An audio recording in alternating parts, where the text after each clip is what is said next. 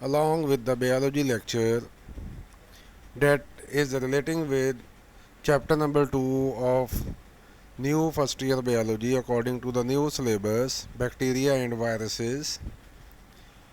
That is according to the new book, new syllabus, and today's topic of discussion is normal flora, which is the lecture number 10. So, what is the normal flora? The mixture of organisms regularly found at any anatomical site. Anatomical site जो है, anatomy के अंदर, ना कि general surface के ऊपर, skin के ऊपर की बात नहीं की जा रही, एनाटॉमिकल सरफेस की बात की जा रही है, जो अंदरूनी साइड पे स्ट्रक्चर होगी. म्यूकस मेम्ब्रेन है, mucus membrane of oral cavity, oesophagus, like stomach, small intestine, large intestine, like respiratory tract, like lungs, like urinary tract, like vaginal structure. तो इसे हम नॉर्मल फ्लोरा कहेंगे. वो तमाम माइक्रो ऑर्गेनिज्म जो कि सिर्फ अनाटॉमिकल सरफेस, जनरल सरफेस की बात नहीं हो रही, वो नॉर्मल फ्लोरा नहीं है. सबसे पहले तो नॉर्मल फ्लोरा को समझिए कि normal flora mixture of organism है, ना कि सिर्फ एक ऑर्गेनिज्म की बात की जा रही है यहाँ पर. उसके बाद normal flora of human consist of bacteria, majorly bacteria ही हैं इसके अंदर. उसके बाद फ्यू फंजाई लाइक यीस्ट, इसी तरह से प्रोटिस्ट हो सकते हैं, और सम मिथेनोजेनिक आर्ची. आर्ची बैक्टीरिया की एक टाइप है जो कि मिथेनोजेनिक होते हैं. मीथेन गैस जो है ना, उसका इस्तेमाल किया करते हैं यहाँ अपनी एनर्जी को पैदा करने के लिए. उनको हम मिथेनोजेनिक आर्ची बैक्टीरिया की एक टाइप. तो इनमें सबसे जो कॉमन है वो बैक्टीरिया ही हैं जो कि हमारे नॉर्मल फ्लोरा के तौर पे कंसीडर होते हैं. यहाँ डिफरेंट वेज में, जैसे ह्यूमन का जो डाइजेस्टिव सिस्टम है, इसके अंदर आप देखिए यहाँ एसोफेगस के अंदर स्ट्रेप्टोकोकस, जो हमने बैक्टीरिया की स्पीशीज़ पढ़ी उसके अंदर एक जेनस है स्ट्रेप्टोकोकस. इसी तरह से प्रीवोटेला, देन वेलोनेला.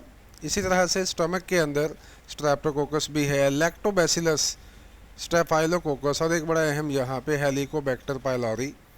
तो ये बड़ा ख़तरनाक किस्म का जर्म भी हो सकता है ये. अच्छा, उसके बाद जैजुनम के अंदर ड्यूडिनम आता है. ड्यूडिनम के अंदर वही स्टमक वाले सारे मेंबर भी हैं, साथ में यीस्ट पाया जाता है, यहाँ फंजाई की एक टाइप है.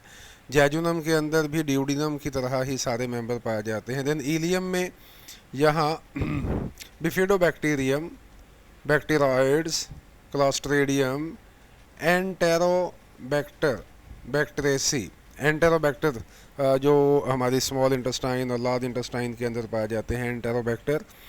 और कॉलॉन के अंदर यहाँ देखिएगा बैक्टीरॉइड है, बैफिलोबैक्टीरियम, क्लॉस्ट्रेडियम है. अब हमें मतलब सिलेबस के अकॉर्डिंग हमें ज़रूरत नहीं है, ये सिर्फ आपको बताने के लिए, यहाँ दिखाने के लिए कि हमारी बॉडी के अंदर बहुत सारे बैक्टीरिया जो कि फ़ायदेमंद होते हैं, जो हमारी बॉडी के अंदर रहा करते हैं. इनके फ़वाइद भी आगे हमने देखने हैं. इसी तरह से यहाँ सिर्फ डाइजेस्टिव सिस्टम को छोड़कर, ये तो हमने डाइजेस्टिव सिस्टम के अंदर भी पढ़े, माउथ, उसके अंदर स्ट्रेप्टोकोकस है, देन कैंडाइडा, ये यीस्ट की एक टाइप है, यीस्ट फंजाई की एक टाइप है, कैंडाइडा एल्बिकन. तो ये कैंडाइडा ये वेजिनल स्ट्रक्चर के अंदर भी पाया जाता है. देन इंटेस्टाइन, आंत के अंदर अभी हम पढ़ के भी आए, लेकिन यहाँ अपर रेस्पिरेटरी ट्रैक्ट, नाक है, गला है, हलक तक जो है, इस तरह स्ट्रेप्टोकोकस है, स्टेफाइलोकोकस ऑरस है नोज़ के अंदर, देन निजेरिया है, देन हीमोफिलस है. इसी तरह स्किन के ऊपर स्टेफाइलोकोकस ऑरियस, ये जो ये लिखा हुआ है स्किन के ऊपर, देन माइक्रोकोकस. तो ये बैक्टीरिया जो है ना, ये हमारे नॉर्मल फ्लोरा का हिस्सा हैं जो हमारे यहाँ पाए जाते हैं. अब यहाँ एक अहम बात ये देखिए, नॉर्मल फ्लोरा वो होगा जो कि हमारी एनाटॉमिकल स्ट्रक्चर, अंदरूनी स्ट्रक्चर्स के अंदर पाए जाएंगे, स्किन के अलावा की बात की जा रही है. लेकिन यहाँ कुछ एनाटॉमिकल इंटरनल स्ट्रक्चर्स ऐसी हैं जिसके अंदर ये नॉर्मल फ्लोरा नहीं होते, लाइक ब्लड है, लाइक ब्रेन है, लाइक मसल्स हैं. इनके अंदर किसी किस्म का माइक्रो ऑर्गेनिज्म नहीं पाया जाता, और अगर पाया जाएगा तो वो पैथोजन होगा, जिनके बीमारी पैदा करने वाला जरासीम होगा।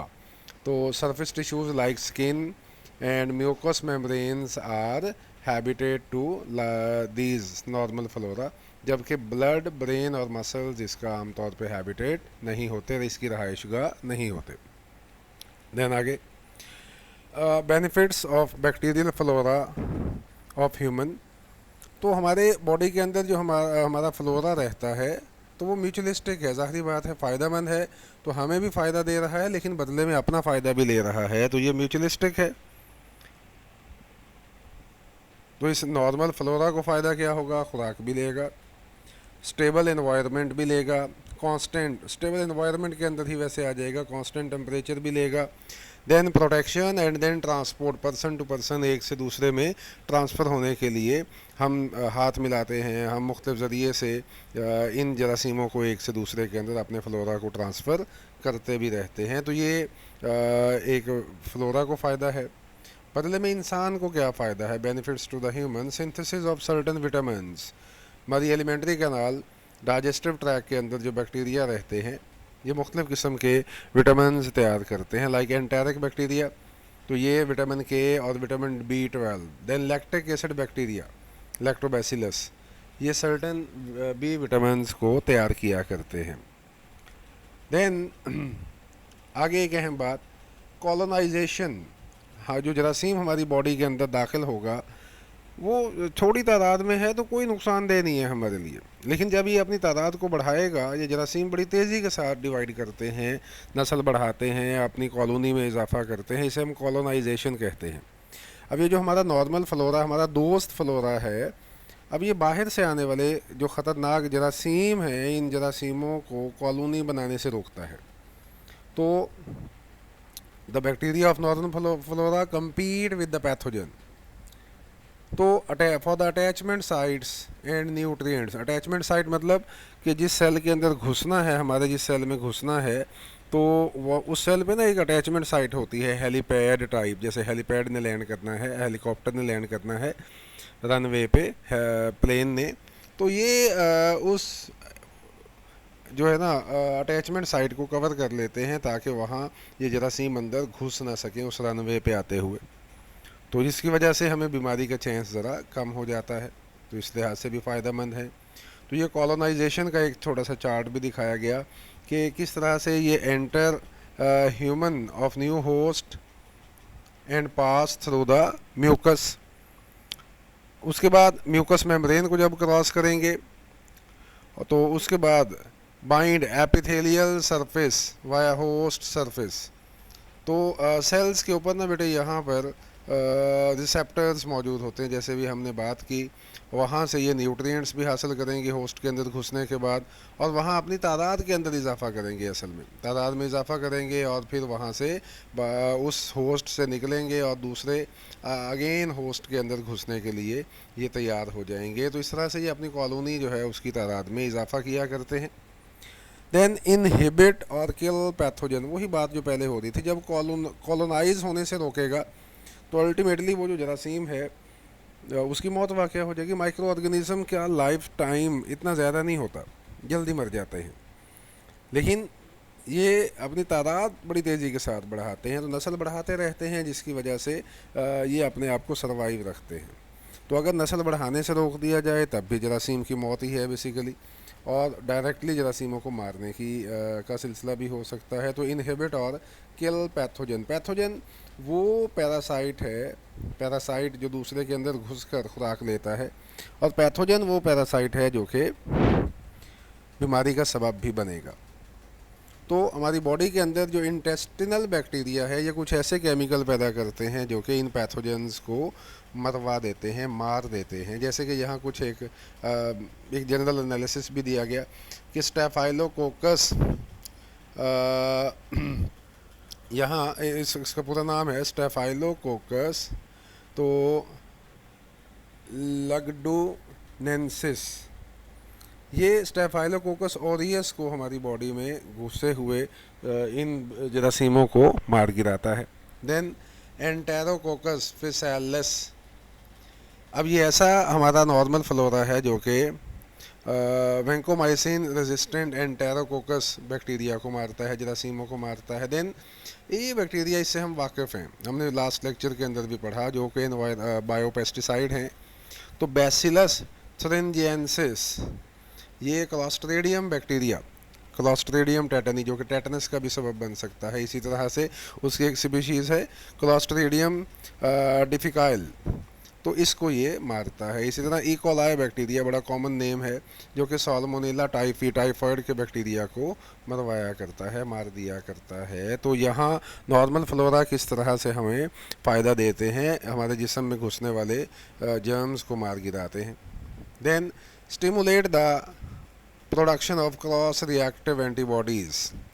अब यहाँ ना हमें डिफेंस सिस्टम का एक सिलसिला समझना होगा कि जो भी चीज़ हमारी बॉडी में दाखिल होती है ना, बॉडी रिस्पॉन्स ज़रूर दे देगी। खा वो मुंह के अंदर खाना जाए, थूक पैदा हो जाएगा, म्यूकस पैदा हो जाएगा, मैदे के अंदर गया HCl और गैस्ट्रिक जूस पैदा हो जाएगा। लेकिन एक रिस्पॉन्स ऐसा भी होगा कि जिसके अगेंस्ट एंटीबॉडी हमारे फौजी जाग जाएंगे। वो चीज़ को हम कहते हैं एंटीजन, और इस रिस्पॉन्स को हम कहते हैं इम्यूनोलॉजिकल रिस्पॉन्स। अब होता क्या है कि हमारे जो नॉर्मल फ्लोरा है ना, ये भी बालूकात एंटीजन के तौर पे काम करते हैं, जिनके अगेंस्ट हमारे सिपाही जाग जाते हैं। इनको हम एंटीबॉडीज़ कहते हैं। अब ये जो एंटीबॉडीज़ पैदा हुए हैं ना हमारे दोस्त बैक्टीरिया की मदद से, इनको हम कहते हैं क्रॉस रिएक्टिव एंटीबॉडीज़। आमतौर पे एक एंटीबॉडी सिर्फ एक एंटीजन पे अटैक करती है, लेकिन ये एंटीबॉडीज़ एक से ज़्यादा एंटीजन्स पर अटैक करेंगी, जिसकी वजह से अगर कहीं जरासीम दाखिल होता भी है तो इस जरासीम को ये पकड़ के मार गिराते हैं, तो अब हमें बीमारी का ख़दशा कम से कम हो जाता है। इनको हम क्रॉस रिएक्टिव एंटीबॉडीज़, तो यही इसका रोल भी है कि प्रिवेंट द इन्फेक्शन और इन्वेजन मतलब घुसना होता है, बाहर से जरासीमों को घुसने से रोका जाएगा। That is about today's lecture.